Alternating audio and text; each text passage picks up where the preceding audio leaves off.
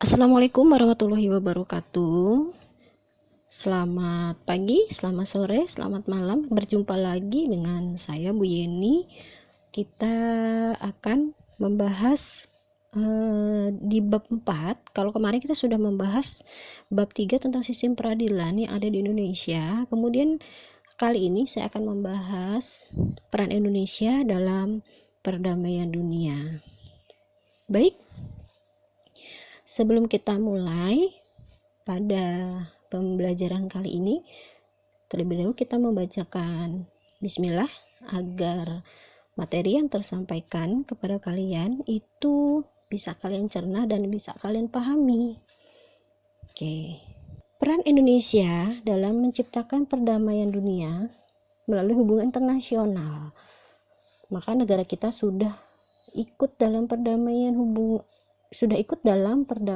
dunia, yaitu diantaranya ada kerjasama internasional, analisis kebijakan politik luar negeri Indonesia, ada makna perjanjian internasional, tahap-tahap perjanjian internasional, fungsi perwakilan diplomatik. Kemudian kerjasama internasional. Kerjasama internasional itu terbagi dua, ada bilateral dan multilateral. Bilateral adalah kerjasama yang dilakukan oleh dua negara, contohnya Indonesia dengan Malaysia atau Indonesia dengan Amerika. Nah, ini Amerika baru saja melaksanakan pemilihan presiden yang membuat negara Indonesia agak berpikir ya, perjanjian bilateralnya seperti apa, karena kepala negaranya sudah akan berganti. Kemudian ada multilateral, yaitu kerjasama yang dilakukan lebih dari dua negara, contohnya Indonesia, Amerika, Jepang, mungkin dengan Prancis gitu ya, itu bisa seperti itu. Kemudian tujuan kerjasama, apa sih tujuan dari kerjasama internasional itu? Yang pertama, memacu pertumbuhan ekonomi setiap negara serta menciptakan keadilan dan kesejahteraan sosial bagi seluruh rakyatnya. Yang kedua, menciptakan saling pengertian antar bangsa dalam membina dan menegakkan perdamaian dunia. Oke, selanjutnya landasan kerjasama internasional. Yang pertama, itu ada dalam pembukaan Undang-Undang Dasar 1945 alinea keempat. Apa yang bunyi dari alinea keempat? Kalian tahu? Oke.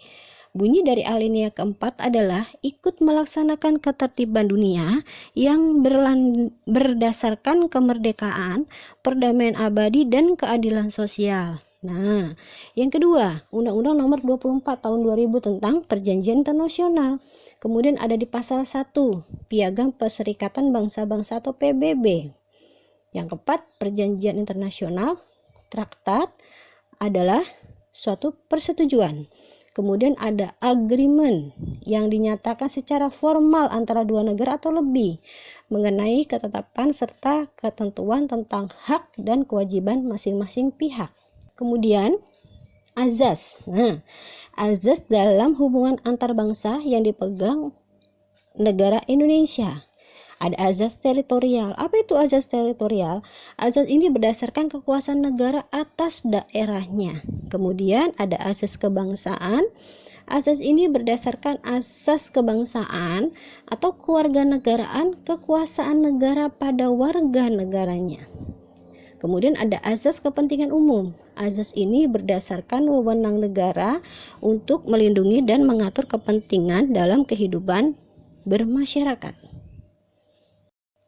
Selanjutnya ada sarana hubungan internasional. Oke, sarana hubungan internasional itu yang pertama Kementerian Luar Negeri.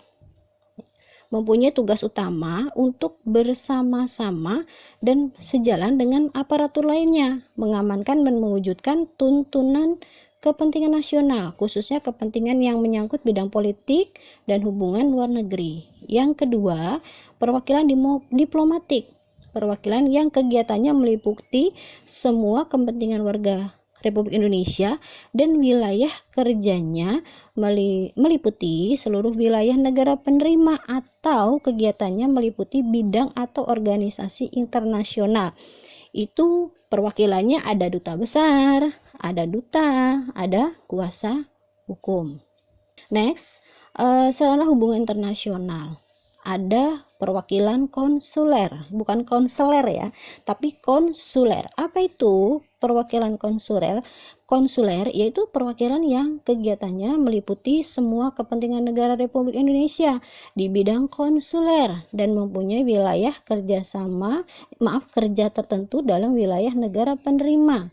Perwakilan konsuler berbentuk konsuler jenderal dan berkantor itu bertempat di konsulat jenderal di suatu negara. Kemudian ada analisis kebijakan politik luar negeri Indonesia. Politik luar negeri Indonesia merupakan kumpulan kebijakan suatu negara untuk mengatur hubungan luar negeri Indonesia. Sumber politik luar negerinya yaitu sistemnya sistematik menurut konsep waktu, ada yang sifatnya tetap dan ada yang berubah-ubah. Politik luar negeri Indonesia merupakan bagian dari politik nasional yang penjabarannya dari cita-cita nasional dan tujuan nasional. Kemudian ada cita-cita nasional bangsa Indonesia. Terdapat dalam alinea pertama dan kedua pembukaan Undang-Undang Dasar 1945 dan Konferensi Asia Afrika atau KAA yang diselenggarakan di Bandung pada tanggal 18 sampai 24 April 1955. Tujuan nasional bangsa Indonesia tercantum dalam alinea keempat yang saya tadi sudah bacakan, yaitu ikut melaksanakan ketertiban dunia yang berdasarkan kemerdekaan, perdamaian abadi, dan keadilan sosial, yaitu mempertahankan kemerdekaan dan menghapus segala bentuk penjajahan, memperjuangkan perdamaian abadi dunia yang abadi, memperjuangkan susunan ekonomi dunia yang berkeadilan sosial. Selanjutnya adalah tentang mempertahankan kemerdekaan bangsa dan menjaga keselamatan negara, memperoleh barang-barang yang diperlukan dari luar negeri untuk meningkatkan kesejahteraan rakyat, meningkatkan perdamaian internasional dan memperoleh syarat-syarat yang diperlukan untuk meningkatkan kesejahteraan rakyat, meningkatkan persaudaraan antar bangsa sebagai pelaksanaan cita-cita yang terkandung dalam Pancasila. Nah, menurut Muchtar Kusumaatmadja, tentang perjanjian internasional adalah mengemukakan bahwa perjanjian internasional adalah perjanjian antar anggota masyarakat bangsa-bangsa yang mengakibatkan berlakunya hukum tertentu. Kemarin kita sudah membahas tentang hukum perjanjian hukum internasional ya. Ternyata Muchtar Kusumaatmadja juga masuk nih dalam perjanjian kerjasama internasional. Contoh perjanjian internasional itu ada traktat, ada konvensi, ada fakta, ada perserikatan, ada persetujuan, ada deklarasi, piagam, konvenan, charter, protokol, modus vivendi, ketentuan penutup, dan ketentuan umum. Jadi contoh perjanjian internasional itu ada 13. Oke, tahap-tahap perjanjian internasional. Yang pertama itu ada perundingan. Yang pasti ya, berunding dulu ya jika kita mau melaksanakan suatu perjanjian. Kemudian ada penandatanganan. Bila sudah ada perundingan yang sudah disahkan, maka akan ada yang namanya penandatanganan. Kemudian ada disahkan. Setelah ada penandatanganan, disahkan, baru diumumkan. Oke, batalnya suatu perjanjian dalam Konvensi Wina 1969. Terjadinya pelanggaran terhadap ketentuan-ketentuan hukum nasional salah satu peserta yang berkaitan dengan kewenangan, kompetensi, kekuasaan penuh negara yang bersangkutan. Yang kedua, terdapat unsur kesalahan atau error berkenaan dengan suatu fakta atau keadaan dalam waktu perjanjian dibuat. Yang ketiga, terdapat unsur penipuan oleh suatu negara peserta terhadap negara peserta lain pada waktu pembentukan perjanjian. Yang keempat, terdapat kelicikan atau akal bulus baik secara langsung maupun tidak langsung terhadap mereka yang menjadi kuasa penuh dari negara peserta tertentu. Yang kelima, terdapat unsur kepaksaan dalam arti penggunaan kekerasan dan ancaman kepada seseorang kuasa penuh atau negara peserta tertentu. Yang keenam, terdapat ketentuan yang bertentangan dengan suatu kaidah dasar atau azas jus consent. Selanjutnya, berakhir atau hapusnya suatu perjanjian internasional menurut Undang-Undang Nomor 24 Tahun 2000 tentang Perjanjian Internasional pada pasal 18. Yang pertama, tujuan perjanjian tersebut telah tercapai. Kemudian, terdapat perubahan mendasar yang memenuhi pelaksanaan perjanjian. Salah satu pihak tidak melaksanakan atau melanggar ketentuan perjanjian. Yang keempat, dibuat suatu perjanjian baru yang menggantikan perjanjian lama. Kelima, muncul norma-norma baru dalam hukum internasional. Yang keenam, objek perjanjiannya hilang. Dan yang ketujuh, terdapat hal-hal yang merugikan kepentingan nasional. Selanjutnya, ada yang namanya perwakilan diplomatik. Tadi kita sudah bahas ya di atas ya, perwakilan diplomatik. Oke. Diplomatik secara umum diartikan sebagai seni perundingan atau the art of negotiation. Perwakilan diplomatik adalah fungsi dari negaranya di negara lain. Kemudian atau agen antar kementerian luar negeri dengan kementerian luar negeri dari negara di mana ia ditempatkan. Diplomat juga berarti orang yang melakukan perundingan. Kekebalan diplomatik. Nah, ternyata perwakilan diplomatik itu mempunyai kekebalan, diantaranya 1. Kekebalan pribadi pejabat diplomatik. Yang kedua, negara penerima harus melindungi perwakilan diplomatik dari serangan atau ancaman kekerasan karena karena merupakan perwakilan ya dari suatu negara ya. Kemudian ketiga, kekebalan dan perlindungan gedung, kedutaan dan tempat tinggal. Yang keempat, kekebalan dan perlindungan terhadap harta benda yang ada hubungannya dengan negara pengirim. Yang kelima, perwakilan diplomatik bebas dari paksaan yuridis, bebas dari peradilan setempat, dan bebas dari keharusan menjadi sanksi. Yang keenam, kekebalan korespondensi. Selanjutnya, fungsi diplomatik. Diplomatik punya fungsi ya ternyata ya. Yang pertama, perwakilan diplomatik mewakili negara Republik Indonesia secara keseluruhan di negara penerima atau organisasi internasional. Perwakilan diplomatik melindungi kepentingan nasional negara dan warga negara Republik Indonesia di negara penerima ya. Yang ketiga, perwakilan diplomatik melaksanakan usaha peningkatan hubungan persahabatan dan melaksanakan perundingan antar negara Republik Indonesia dengan organisasi internasional serta mengembangkan hubungan di bidang ekonomi, kebudayaan, dan ilmu pengetahuan. Yang keempat, perwakilan diplomatik melaksanakan pengamatan, penilaian, dan penalaran. Yang kelima, perwakilan diplomatik menyelenggarakan bimbingan dan pengawasan terhadap warga negara Republik Indonesia yang berada di wilayah kerjasamanya. Yang keenam, perwakilan diplomatik menyelenggarakan urusan pengamanan, penerangan, konsuler, protokol, komunikasi, dan persandian.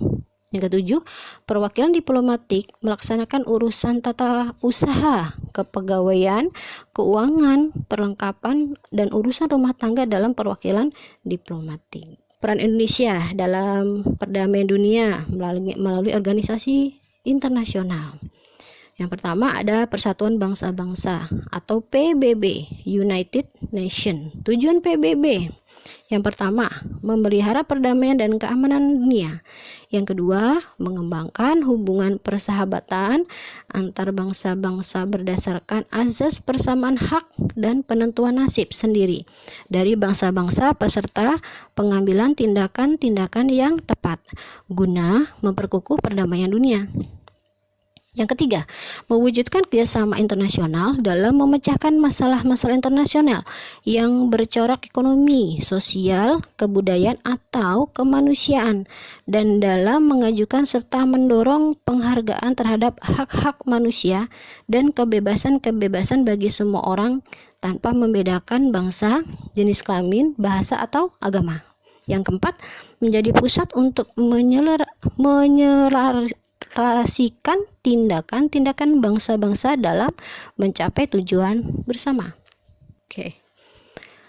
Organisasi utama PBB itu ada Dewan Keamanan atau Security Council. Kemudian ada Dewan Ekonomi dan Sosial, Economic and Social Council. Kemudian ada Dewan Perwakilan, kemudian ada Mahkamah Internasional, ada Sekretariat. Itu semua adanya di Majelis Umum atau General Assembly, ya. Organization of Southeast Asian Nation atau ASEAN. Nah, kita termasuk negara ASEAN nih, ya. Ada beberapa negara yang bergabung dalam negara ASEAN. Organisasi regional yang dibentuk pada 8 Agustus 1967 di Bangkok, Thailand, oleh 5 negara Asia Tenggara, di antaranya Indonesia, Malaysia, Filipina, Singapura, Thailand, Brunei Darussalam, Vietnam, Laos, Myanmar, dan Kamboja. Oke, latar belakangnya deklarasi ini merupakan hasil pertemuan para menteri luar negeri kelima negara tersebut, yaitu ada Adam Malik dari Indonesia, ada Tuan Abdul Razak dari Malaysia, Alda Malik dari Indonesia, Tuan Abdul Razak dari Malaysia, Kanat Konan dari Thailand, Rajat Man dari Singapura, dan Narcisco Ramos dari Filipina. Kelima negara tersebut menyadari kesamaan kepentingan dari masalah yang dihadapi oleh keyakinan bahwa peningkatan solidaritas dan kerjasama di antara negara-negara di kawasan Asia Tenggara merupakan sumbangan ke arah terciptanya perdamaian, kemajuan, dan kemakmuran kebersamaan di kawasan tersebut. Selanjutnya, tujuan didirikannya ASEAN. Yang pertama, mempercepat pertumbuhan ekonomi, kemajuan sosial, dan perkembangan budaya, meningkatkan perdamaian dan stabilitas regional. Yang ketiga, meningkatkan kerjasama dalam masalah-masalah yang menyangkut kepentingan bersama di bidang ekonomi, sosial, budaya, teknik, ilmu pengetahuan, dan administrasi. Struktur organisasi yang pertama, pertemuan kepala negara pemerintah atau summit meeting yang merupakan kekuasaan tertinggi dalam ASEAN. Yang kedua, bidang tahunan menteri-menteri luar negeri ASEAN. Yang ketiga, bidang para menteri ekonomi. Yang keempat, sidang para menteri non-ekonomi. Yang kelima, standing committee. Yang keenam, komite-komite ASEAN. Bidang kerjasama ASEAN. Yang pertama, bidang politik, segala permasalahan melalui meja perundingan. Pada KTT ASEAN di Bangkok 1995, ASEAN sepakat untuk menjadikan kawasan Asia sebagai kawasan bebas nuklir, ya, di bidang politiknya. Kemudian di bidang ekonomi, untuk saling menguntungkan seperti ASEAN Free Trade Area atau AFTA. Di bidang sosial budaya, adanya pertukaran misi budaya tiap-tiap negara selain dilakukan pertukaran pelajaran dan mahasiswa. Selanjutnya, Konferensi Asia Afrika. Akibat pasca Perang Dunia Kedua, pihak yang menjadi korban adalah negara-negara kecil yang kurang memiliki kekuatan secara ekonomi, politik, maupun militer. Kemudian dari gagasan untuk menyelenggarakan Konferensi Asia Afrika muncul dalam Konferensi Kolombo pada tanggal 28 April sampai dengan 2 Mei 1954. Itu yang pertama adalah konferensi yang di Bogor, ya, konferensi Bogor atau dilaksanakan di Bogor pada tanggal 28 sampai 29 Desember 1954. Konferensi Asia Afrika atau KA 18 sampai 24 April 1955. Hasil Konferensi Asia Afrika yang pertama, menghormati hak-hak dasar manusia dan tujuan-tujuan serta asas-asas yang termuat dalam piagam PBB. Kedua, menghormati kedaulatan dan integritas teritorial setiap bangsa atau semua bangsa. mengakui persamaan semua ras dan semua bangsa, baik yang besar maupun yang kecil. Tidak melakukan intervensi atau campur tangan dalam soal-soal dalam negeri negara lain. Jadi diatur sendiri-sendiri ya, setiap negara itu, dan negara lain tidak berhak ikut campur. Yang kelima, menghormati hak tiap-tiap warga negara, tiap-tiap bangsa untuk mempertahankan diri secara sendiri atau kolektif yang sesuai dengan piagam PBB. Yang keenam, tidak menggunakan peraturan-peraturan dari pertahanan kolektif untuk bertindak bagi kepentingan khusus dari salah satu negara-negara besar dan tidak melakukan tekanan terhadap negara lain. Yang ketujuh, tidak melakukan tindakan-tindakan atau ancaman agresi maupun penggunaan kekerasan terhadap integritas teritorial atau kemerdekaan politik suatu negara. Yang kedelapan, menyelesaikan segala perselisihan internasional dengan jalan damai seperti perundingan, persetujuan, arbitrase, atau penyelesaian hukum atau cara damai lain menurut pilihan pihak-pihak yang bersangkutan yang sesuai dengan piagam PBB. Yang kesembilan, memajukan kepentingan bersama dan kerjasama. Kesepuluh, menghormati hukum dan kewajiban-kewajiban internasional. Demikianlah penjelasan tentang kerjasama internasional ya, yang sudah saya sampaikan pada pertemuan kali ini. Jadi peran Indonesia dalam perdamaian dunia itu sangat besar. Indonesia ikut dalam organisasi internasional dan masuk dalam kegiatan organisasi PBB dan ikut dalam organisasi ASEAN ya. Yang paling dekat adalah ASEAN ya. Demikian materi yang sudah saya sampaikan, mudah-mudahan kalian bisa mencerna apa yang saya sampaikan. Terima kasih. Sampai bertemu lagi. Wassalamualaikum warahmatullahi wabarakatuh.